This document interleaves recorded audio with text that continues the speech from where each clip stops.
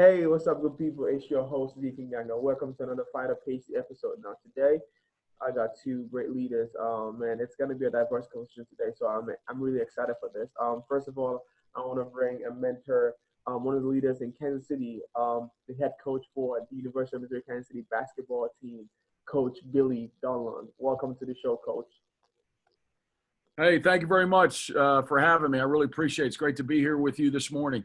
I'm excited to have you here. It's an honor to have you. I've seen you on the court side. Now I'm seeing you on my show, so I'm excited. The next guest we're having today is, man, a coach. He's awesome. He's smart. He has his own book. Man, this man is a guru in real estate. Let's welcome Mr. Dan himself in the house today. Welcome, Mr. Dan. How you doing? Fantastic. Man, I'm excited for this conversation. Without going too much, Coach Billy, can you just give us a brief bio about yourself, how you came from coaching to come to UMKC and your background, so people can know who we have here today? Sure. Just very quickly, my parents were born and raised New Yorkers. I was born in New York. My father, I'm the son of a coach, but I basically grew up in Chicago. We moved to Chicago. My dad became a coach at Northwestern University when I was in the fourth grade, and that's where I grew up. I went to college at North Carolina, Wilmington, which is 5 miles from the Atlantic Ocean. It's beautiful, beautiful real estate area. You know, if it still rings true, Dan, that it's location. Wilmington's a great location for real estate. But I went to college there. I played professionally in Europe, in Germany, France, and Italy. Came back to be an assistant and then was the head coach at Wright State for 6 years. Had 4 20 or more win seasons of my 6, and then was an assistant at Michigan. An assistant at Northwestern, and then was very fortunate when Chancellor Aguilar here at UMKC and Dr. Brandon Martin, our director of athletics, was gracious enough and humbled me with the opportunity to be the men's basketball coach. So very quickly, that's been my career path. But, when you coach, you really get in it for the relationships. Yeah. It's really pretty remarkable to be with the 18 to 22-year-olds on a daily basis, and you help grow them, but they really help grow you. So it's a great relationship. They put you on the latest stuff, put you on the hits, and make you look current.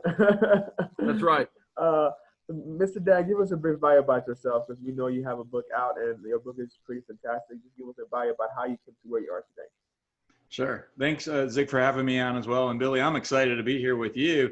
And I once upon a time lived in a suburb of Kansas City in Kansas, in Lenexa, Kansas, Shawnee, Kansas. So that was long ago, far away.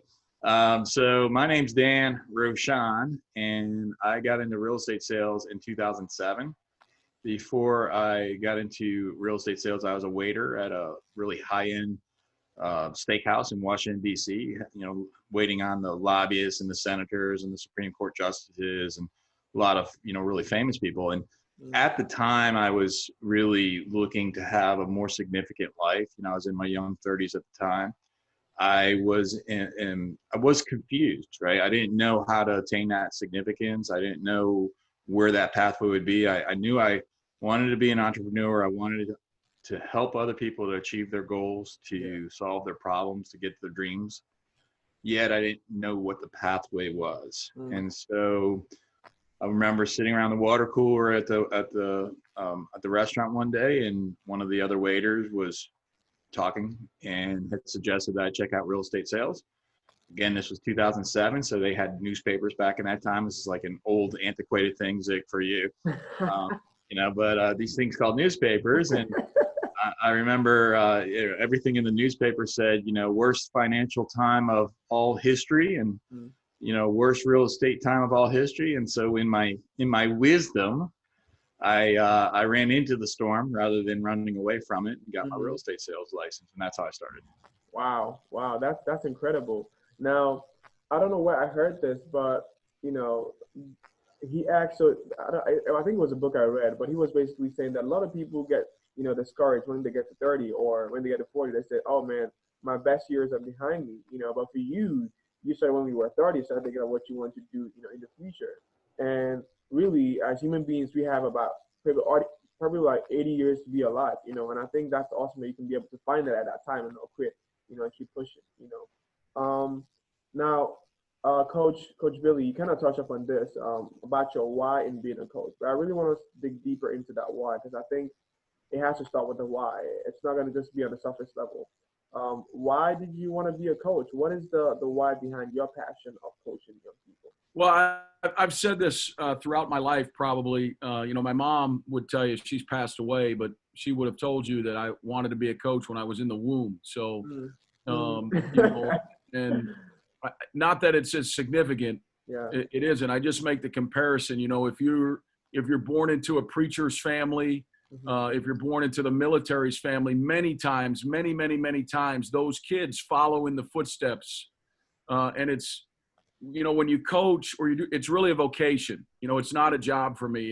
It's my passion. I'm very lucky that every day I wake up and every night before I put my head on the pillow to go to bed, I know I'm doing what I love. And my why is the impact you have on young people. And then as somebody that played competitively at a good level, if you can't play anymore to get your competitive appetite fed, you can coach. But big picture for me, there's nothing more special than a former player. You're one of his first phone calls outside of his immediate family when they get engaged, when the wedding invitation comes, when they have their first son or daughter, all those things. And those are the positives. But you also hope that you're their first phone call. Dan talked about, I can remember when 07, 08 hit, and I had former players going through a really, really tough time. You hope that you're one of their first calls for help, because that's what you're there for. When you coach or teach, it's a lifelong commitment. It's a lifelong relationship. And you hope that you're there for them through their difficult times, through their challenges, because we all need that kind of help, guidance in our life, wherever it comes from. It doesn't have to just come from a coach. It can come from your real estate agent. I have a great relationship with my real estate agent back home in Chicago. He's a friend. He's not just my real estate agent. He's a friend. So we all need those relationships in our lives, and I probably now more than ever. Wow. Dang, that's that passion right there. And I mean, what is the best thing to actually work in your passion and get paid, right? That's the best thing ever. If you work in something you love, you used to get paid doing it. That's like the best joy ever. Mr. Dan, give us the why behind you, because I know you talked about, you starting at 30 and be like, what can I do to make a meaningful life for myself? What is the why behind, you doing what you do? So when I struggled with this question for years in my life, and it was a coach that helped me get me through this, where I remember I was at a seminar. It was a real estate related seminar. It was regarding leadership. And I was attending the seminar, and at break I went and I was speaking to the presenter, and we were having this conversation about why. And I was really struggling with it, candidly. And she brought me through this pathway of questions to say, well, tell me what's important to you. Yeah. And at the time and today, the first thing that came to my mind was my wife and my daughter. And she said, well, what is it that's important to you in your relationship with your daughter? So we used my daughter in this context. And what I realized was that I wanted to be able to make certain, my daughter Maggie, she's 9 now, at the time she was maybe 3. And I wanted to make certain that Maggie has a pathway in front of her, that there's no doors that are shut in front of her. So if she wants to go to Harvard or to your fantastic school, Coach Billy, whatever she wants in front of her, that is available. If she wants to be an entrepreneur, a housewife, whoever, what my job as a dad is to make certain that doorway is open. And it was during that conversation with the coach that was leading the seminar that she then said, okay, well, how does that apply to you in other areas of your life? And I had an aha moment at that second, which was like, oh my goodness, that is who I'm meant to be, is to help other people to make certain that there's doorways in front of them that are open. And now I'm going to poke and prod and encourage for them to jump through those doors. I'm not going to kick you through the door. If it's something that you're struggling to know how to get through the door, I'm going to do everything within my power to help you with that.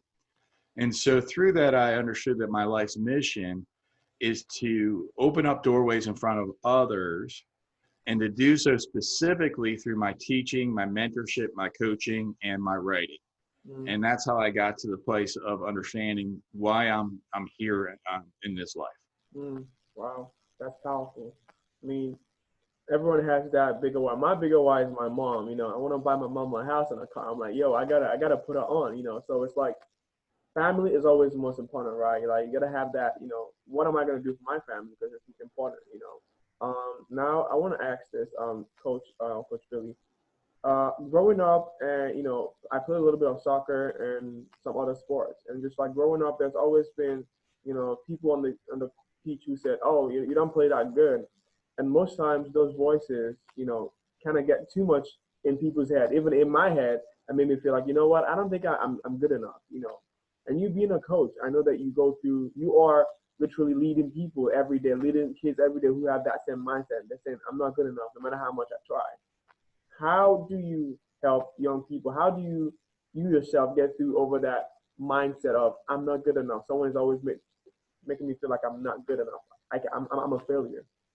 Well, I think, you know, Dan kind of touched on this earlier. You know, we grew up in different generations than you know, and one of the things that you go through that Dan and I did not, and I don't want to speak for Dan, but, you know, we didn't have social media. There was no Twitter, Instagram, Facebook. And really a lot of times, unfortunately, you read about it, the cyberbullying that goes on, especially with teenage girls. I have a teenage daughter, so I'm very aware of that. But a lot of those social media stuff can be very negative and very toxic.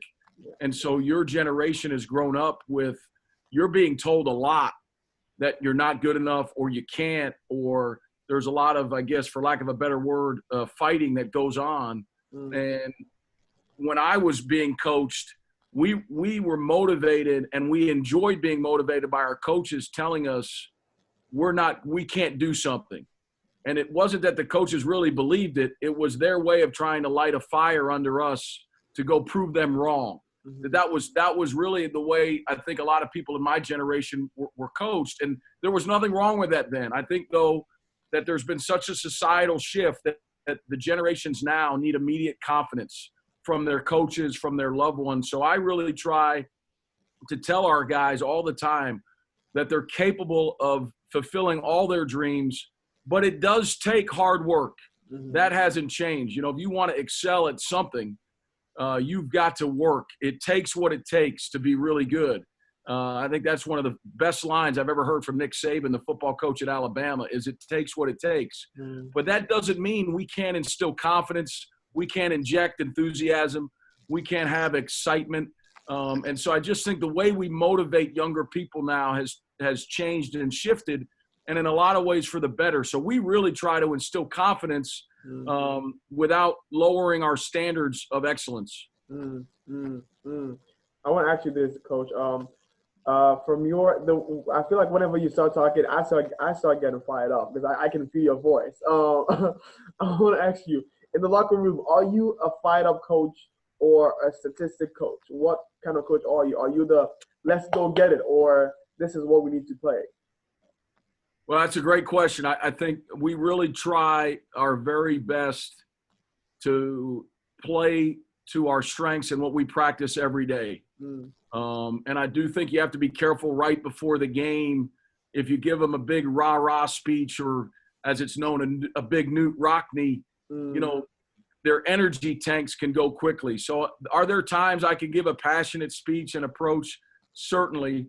But I do want our players to lead. Our players will give pregame talks.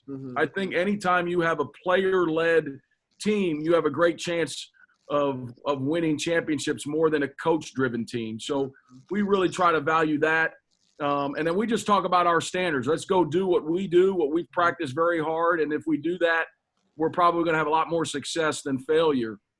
So do we look at numbers? Absolutely, we look at numbers. But I always say that, you know, the numbers don't always tell the truth, but the video never lies. And so that's a big term for us in basketball. And, you know, we really focus on what we see, what we watch. And then the last thing, because the last thing I would say, I think it's really important as a leader that you hold yourself accountable to your failures in front of your people, my coaching staff, our players, because I'm not perfect. So if I've called a bad timeout, if I made a bad substitution, called a bad play, whatever decisions I've made, that next game in front of the team, I hold myself accountable, because I also think that gives you more credibility to when you're holding them accountable. Now, the problem is you can't be getting it wrong all the time, or else you're not going to be coaching for very long. So, but I think those are some of the things that we do that we really value.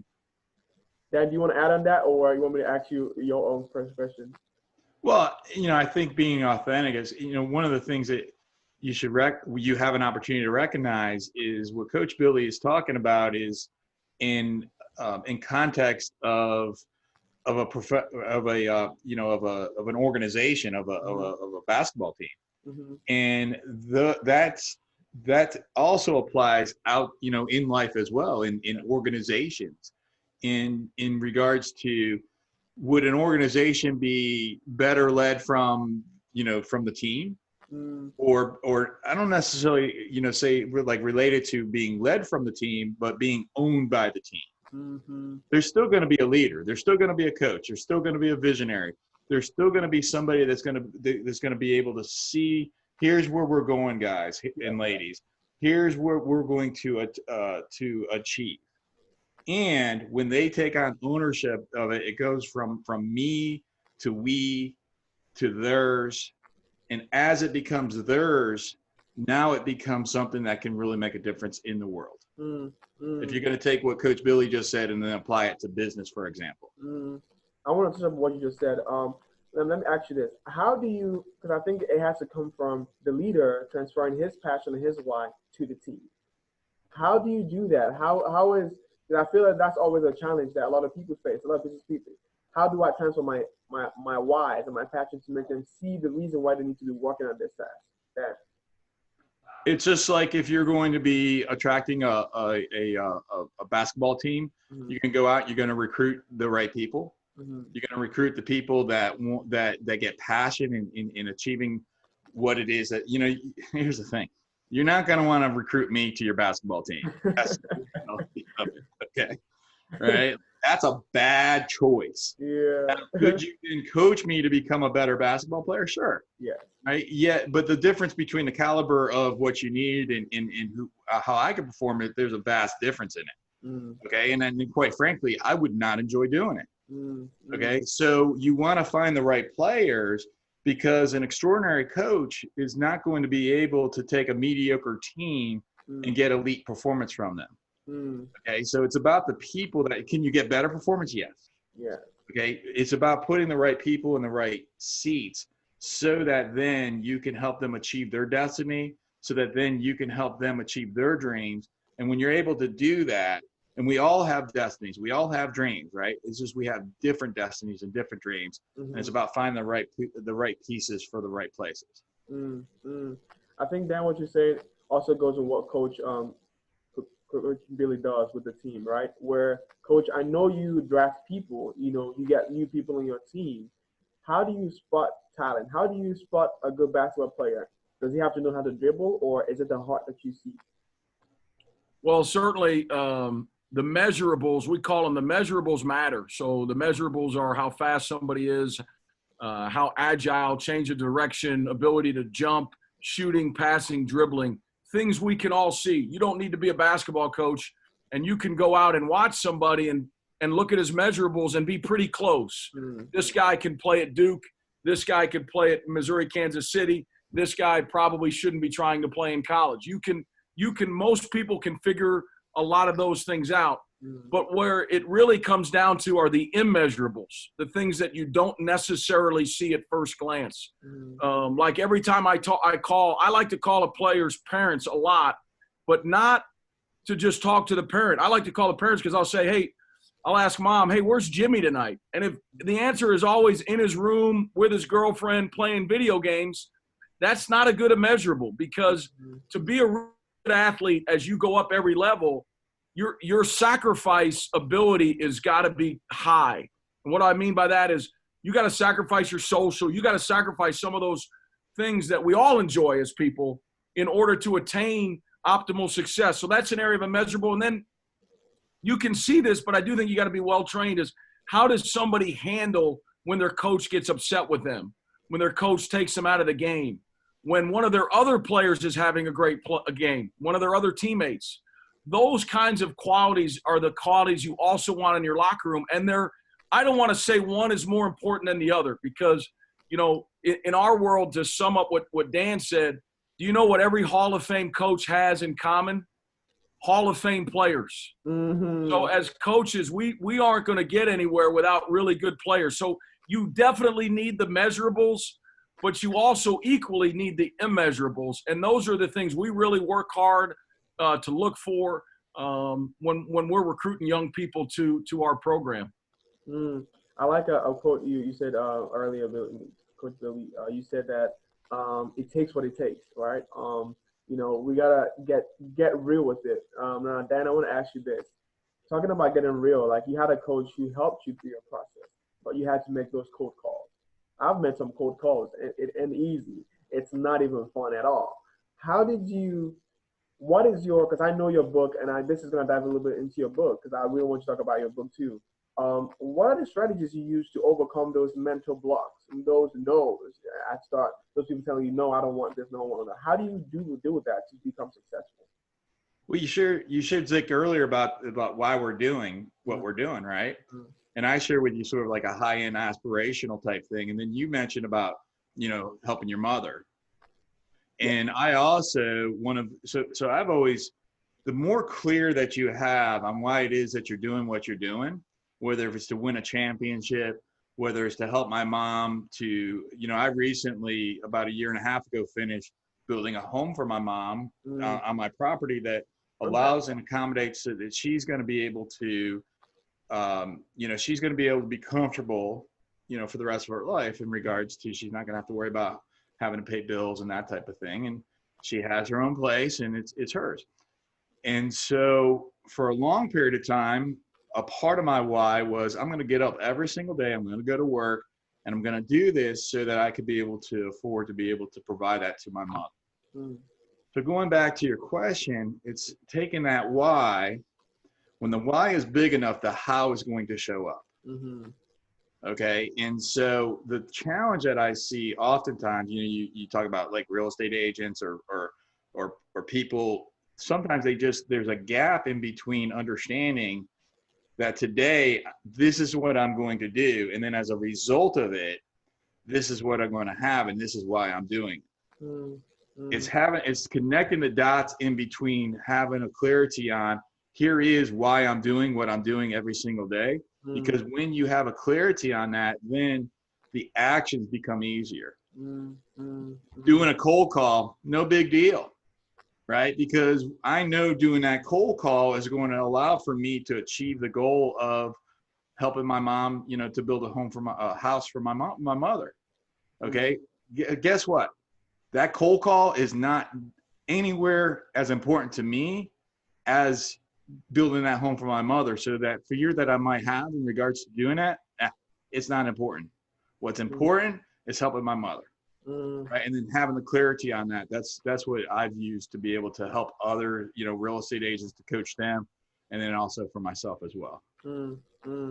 Yeah, I think you hit a really good spot right there to find out why. If the why is big enough, the how would pretty much, show the way. Coach Billy, I want to ask you this, because everyone has a definition of success or what success means to them. To you, how do you define success? Well, success, there's different layers of success. Like we have academic success, graduation success. We have student athlete well-being, happiness, success. And then obviously we have our basketball success. And we want to be as successful in all those areas as possible. But the number one success for me is helping young men, because, when you send your child to play for us, that's the greatest compliment a parent can give you. Because if I ask Dan, what is his most precious item in his life, we know what his answer is going to be. It's going to be I think you have one daughter. Is it? Right. He's got my his little princess. Don't mess with my princess. That's right. That's right. I have 2 children and 1 on the way. So when a parent says, okay, because we coach young men, take our son, they're giving you their most valuable thing in their life. And what they want us to do, bigger than making them a better basketball player and maybe even to a degree their education, they want us to help prepare their young son for the real world. And for me, that's I always I think it's important when you are in an organization that has multiple areas that you need to be successful in, you still got to keep the main thing. And the main thing for me is the ability of our young people to go out in the real world and be successful, to learn discipline, to learn timeliness, to learn communicative skills, to have the proper work ethic, the proper integrity that it takes to be good, to be successful. And what's funny about that is when you teach them that and they learn that, it's amazing how much successful you are on the court. It's amazing how those 2 things run hand to hand. And that's something that we value. But specifically to basketball, yeah, we want to win championships. And that's something we talk about on the regular here at Kansas City. Yeah, can you talk a little bit about success for you? What does that mean for you? Success, and I agree with Coach Billy completely. I mean, there's different layers of success, right? So success in life for me is living the life that you're designed to live, right? It's getting up every morning excited about living, right? It's exciting about doing what you're doing. Success in business as an entrepreneur, as a business owner of multiple businesses and a founder of multiple businesses, from my perspective, it is, like there's a tangible definition of success in business, which is the business succeeding with or without me. That's the turning point in business that I understand, to sit there and say, okay, when that business can succeed with or without me, it has achieved the measure of success that I have defined in business, right? Because now it doesn't need the founder. It doesn't now. Do I leave the business at that point? Well, I have the choice to do so. For me, I just love doing it so much. I'm probably not, right? As long as I can continue to serve it. Yeah. Right. And that's the thing. It's like, and that's another definition there as well, is can I continue to contribute to this organization? Can I contribute to serve it? Can I continue to help the people within this organization achieve the goals that is their destiny? And as long as the answer to that is yes, and I'm having fun, then hey, I'm all in it. And that's the ways I define success. But also health, relationships, spirituality. There's so many different areas of life. It's just not. And the last thing I'll say about success is perception. Right? It's you don't want to judge somebody's insides by looking at their outsides. Okay, you don't want to look at their Facebook reel and be like, okay, that's everything that's there. It's just like Coach Billy said before. It's like as a leader, as a coach, he takes ownership with his players when he makes a mistake, or when his staff makes a mistake. Yeah. Right now, obviously, you don't want to do that too often. Right. But it's, I think that all plays into, the way that, I define success. And I think that others, could consider as well. Yeah. Now, Dan, can you talk a little bit about your book, The Real Estate Evolution? What are 3 takeaways that people should get from your book? Well, the book, it's a bit about my personal journey. It's also a piece of personal development and an understanding that we create this life. Each one there's trillions of cells in our bodies. Okay. There's a spiritual being within this human manifestation that can achieve whatever it is that you're destined, that you want to achieve. You can do it. Okay. And so I take, my book, Real Estate Evolution, is a book that's designed to help real estate agents to be able to achieve, what it is that they want to achieve. But it's also, it's understanding that that's just a vocation. Okay. And so it does give the step-by-step of here's how to perform, Mm-hmm. Here's how, exactly how to perform this vocation, sort of like a, like a book that you would maybe read to be, successful in real estate sales. Successful in basketball, Mm-hmm. right? I mean, there is a step-by-step procedure that you can follow, yet it starts with who are you being, right? Because it's not about like having the success. Yeah. That's an outcome of the activity that you do. The activity that you do is an outcome of who you're being in life. All right. So you have to start with the foundation. And I go through that in the book and teach others specific strategies, specific hacks of, for example, the programming leads to the thoughts. The thoughts lead to the feelings that lead to the actions that lead to the results that then go back into the programming. It's a closed loop. They call that the self-coaching model. And I talk about that in the book. Well, if you're looking at a closed loop, well, you're in life, you're just getting what you're getting. So how do you hack into that closed loop? You can do so through the programming, through what are you surrounding yourself with? Who are you surrounding yourself with? What friends are you hanging out with? What are you reading? What are you are you exercising? Yeah. Like what activity are you doing? What activity are you doing that's going to lead to, so that's in the programming. And then now it's like, now I can change the way that I'm thinking about the world. If I have poor programming, I'm going to have poor thoughts. Yeah. If I have poor thoughts, I'm going to have poor feelings. And then take poor actions, right, which give me poor results. You could transition that closed loop to instead surround myself with empowering people, having affirmations, having, meditating. That's an actual technique that you could do, right? You may think that's woo-woo. I get that. That's okay. I respect you for that. Scientifically, it's proven that when you meditate, that you can change the brain to be able to have a different outcome. Those are some of the things that I go through in the book. Yeah. It's awesome that you talk about programming, because I feel like, I say, as a man, think it's always, right? Whatever you consciously think of every day, whatever you do every day, you're going to get the same result, right? Now, Coach Billy, I want to ask you this. From someone who's watching this video at a later time, what are 3 takeaways you want them to take from this conversation today? What are some things you want to really, for them to say, oh, I got this from you, or this and that from you? Well, I mean, I would think the first thing is you could see that there are 3 people on this call that all have great passion, right? And I don't think anything in your life can be achieved without passion. So I think you have 3 people on this call that have great passion. And I think number 2, that's really important now, is there's been an incredible respect through this communication, and sometimes we've lost sight of that, is that, we live in such an or society right now. And what I mean is, if you stand for this, you either stand for this or you stand for that. And life isn't that way. You can stand for one thing and also stand for something else. But in order to do that, you have to be willing to listen. Yes. And when and I think that would be the second takeaway. And then I think the third factor is just the amount of growth we've all done through our careers, through our life.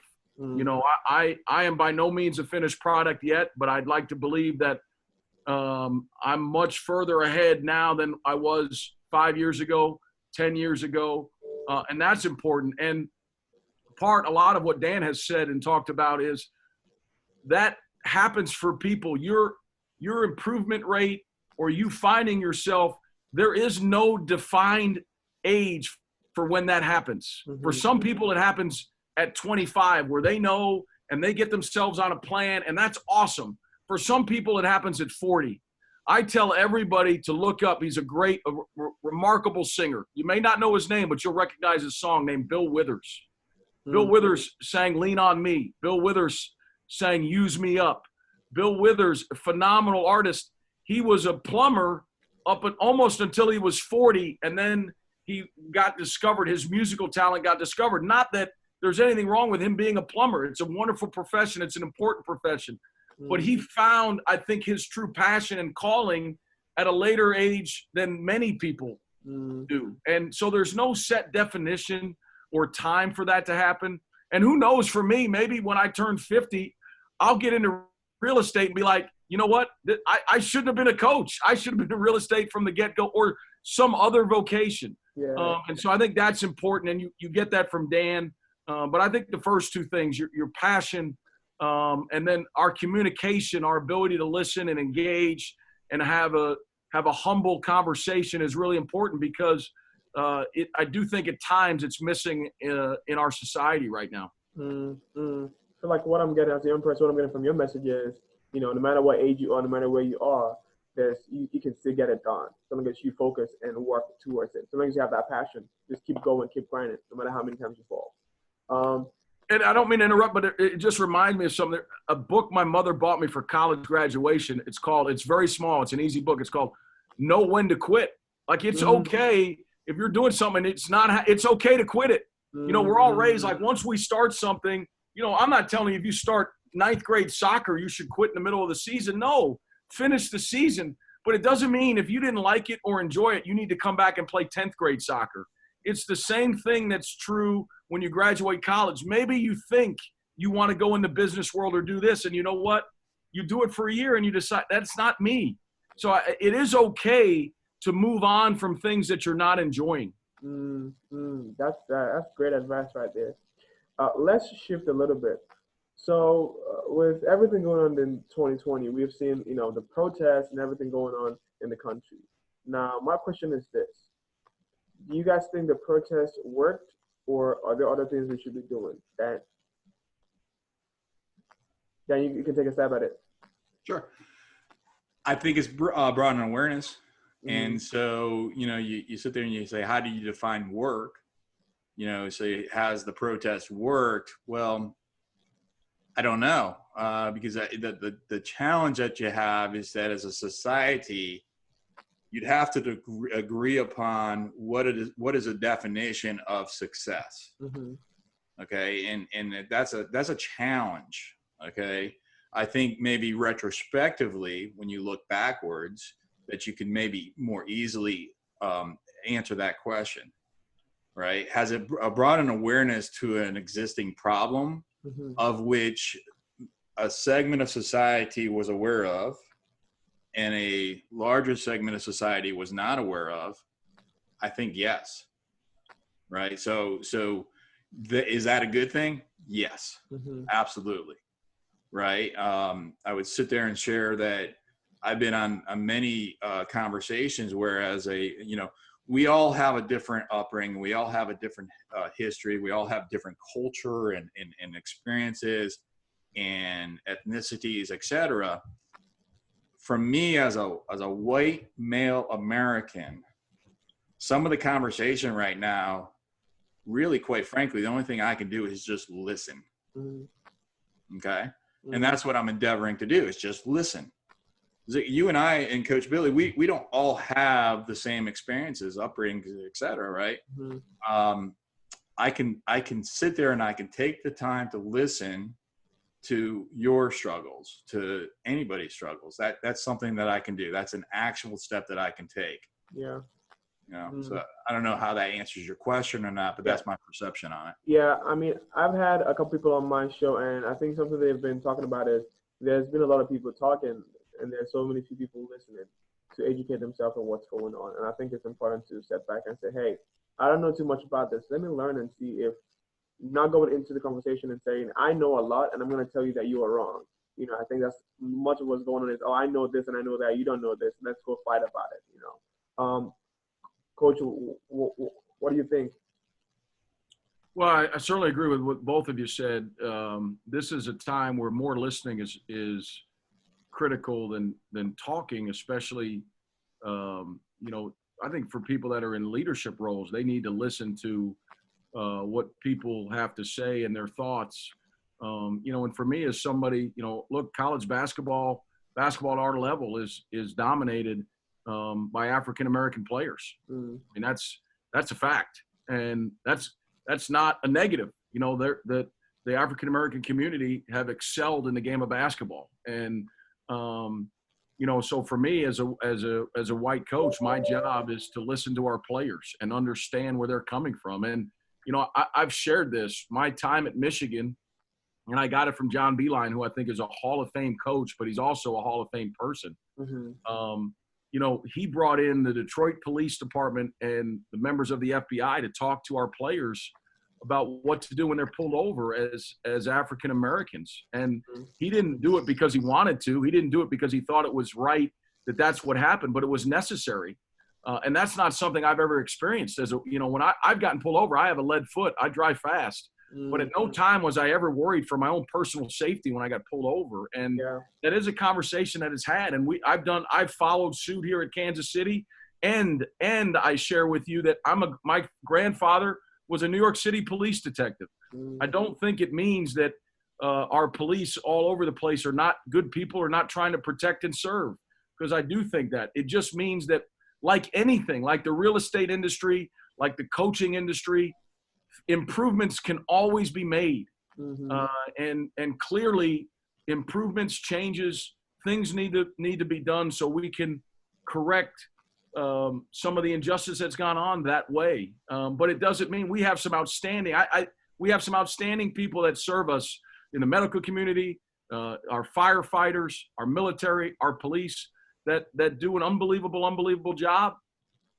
But there's room for growth. Like there's room for growth in every aspect of life. Yeah, I mean, I think you said it all. There are some good in every industry, and there's also some bad in it. It's being able to find out what are those bad things that we need to change and make it better. Now there has been a lot of talk about equity in the workplace, equity in different organizations. What are you guys' thoughts, or what are you doing to be able to push that needle of being able to have equity? Because I think there's a lot of conversations, but it seems like a lot of executives are actually just saying just to sound right. What is your thoughts on equity in the workplace? Dan, you can take a stab at it. Sure. So in the workplace, I've always said I'm going to hire the very best person. And I still do that, right? So I don't care if you're green, red, white, blue. I don't care. My intention is to get the very best person for this role. I had a conversation not too long ago. This was actually about a year ago, so it was a little bit before the conversation, the societal conversation has started. And it was with a client of mine who sat down with me with her mom, and both her and her mother have been past clients of mine. Both are African American, and she experienced through the transaction from another party something that wasn't ideal. And we sat down and we had a racial conversation, and I listened, and I said to her, I looked across the table and I said, I never saw a difference between you and me. I don't see a difference between the two of us. Well, she said something to me that opened my eyes. And she said, well, maybe you should see a difference between the two of us. I said, okay, well, tell me more about that. She said, well, if a police officer pulls me over, I'm going to have a different experience than you.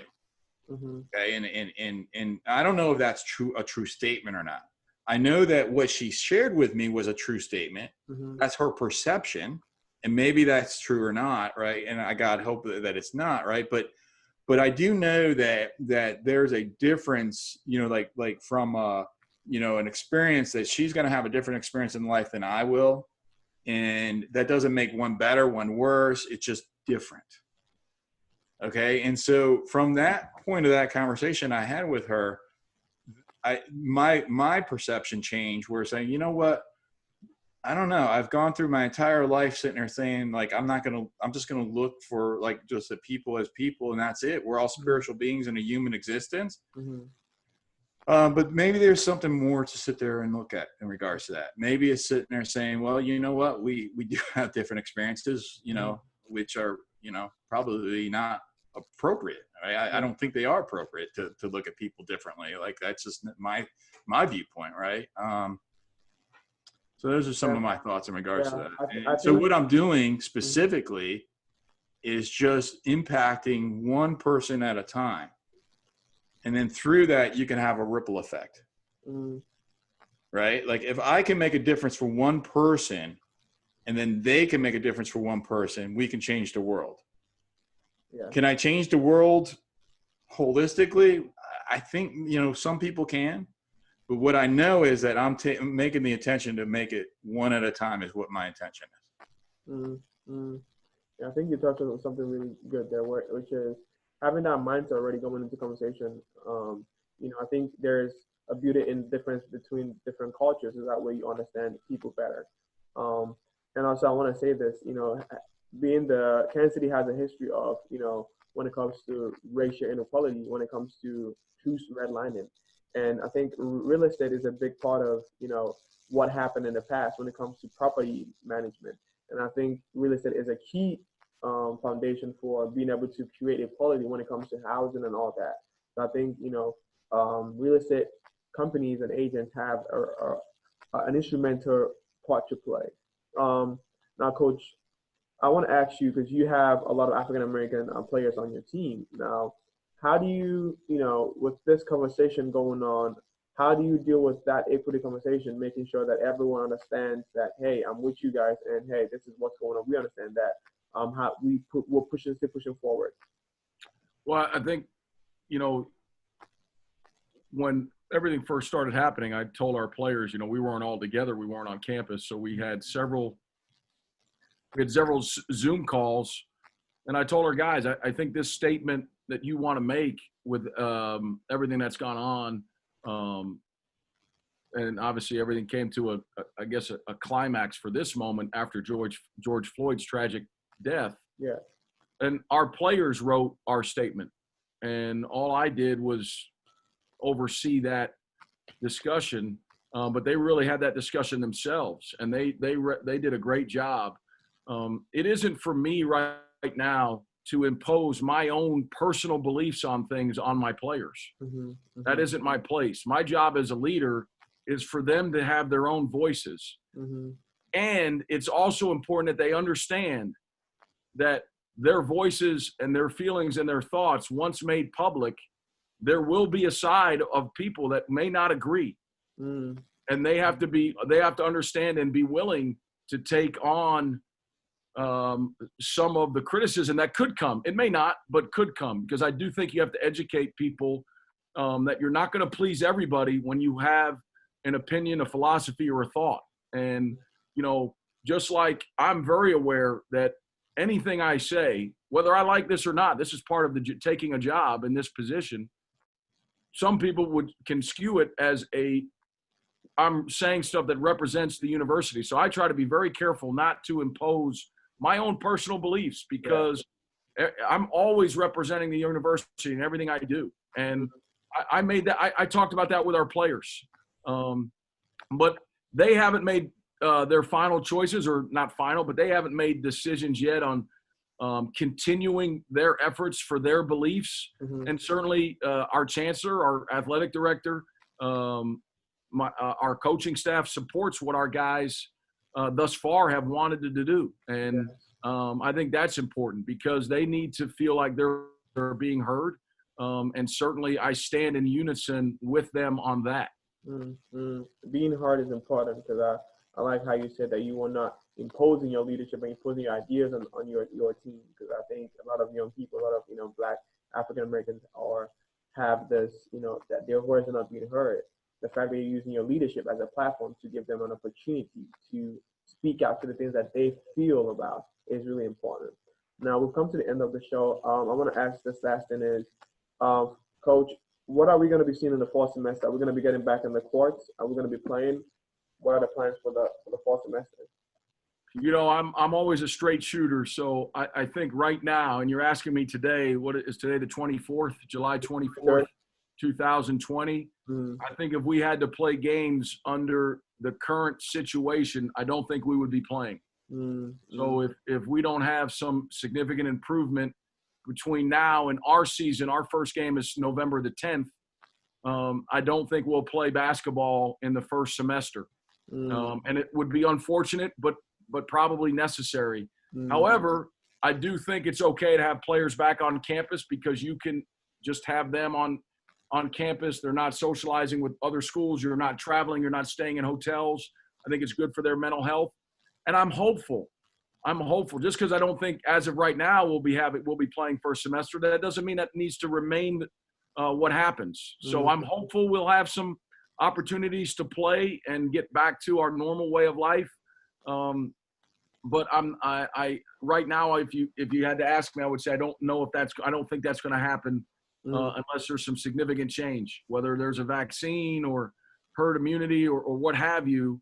I don't think we can put our young people at that kind of risk for college athletics. So I do think by January or February, we'll have a different model if we don't play a normal season and still have the NCAA tournament. I do think that will definitely happen. It just might not happen in March. Maybe we'll have May Madness instead of March Madness. So I do think that there's a lot of smart people that are trying to figure out solutions in case we don't have a typical season. Yeah, I'm looking forward to the season. I really want to be on the sidelines watching those games because that gives me joy, being able to be in the courts and walking around, because I work with the athletics department too. So I'm looking forward to that. Now, Dan, I want to ask you, what are some things you're working on, or what are we looking forward to coming up here? Well, I don't know, but May Madness sounds like an opportunity to, Somebody I hope needs to if go it's not copyright March that right now. Madness, Somebody needs to go copyright that right now. Get that trademarked. Yes, indeedy. I'm sure they already have, probably. So yeah. So what I'm working on is just like I mentioned, just helping people. We're I've got a coaching program that we do through it's called CPI Community. Okay. And so the CPI Community can be found on Facebook. We've got a group of a few thousand real estate agents that participate in that. And it's really just to help agents that are new agents that to be able to find the right way to do business, for seasoned real estate agents, for them to be able to, maybe they had the best month ever last month, but guess what? They may not be sure that they can be able to continue to do that, month after month after month. And for the top producing agents, it's just sitting there saying, like, here's a way that you don't have to work 18 hours a day. And to be able to create that life that that the life that you're designing, that life that you're working on, is to be able to enjoy that life, right? And so that's a community called CPI Community, which is consistent, predictable income for real estate agents, for them to be able to to achieve those things. And so we're doing a 6-week training program that we're actually launching next week. And so that's a 6-week program for agents to be able to achieve those objectives. Sweet. Well, thank you guys for coming. We have a minute to go, so I'm going to rush this. Thank you guys for coming in. I really appreciate you guys being on the show today. Definitely inspiring conversations. Just you guys' leadership are awesome. And I hope to have you guys on more conversations in the future, as hopefully this pandemic kind of flashes out and we can get to maybe meet in the studio or do another virtual session, because this was definitely educational. So thank you for coming on. Thank you guys for doing what you do. Hope to see you on the other side. So stay fired up out there and stay healthy.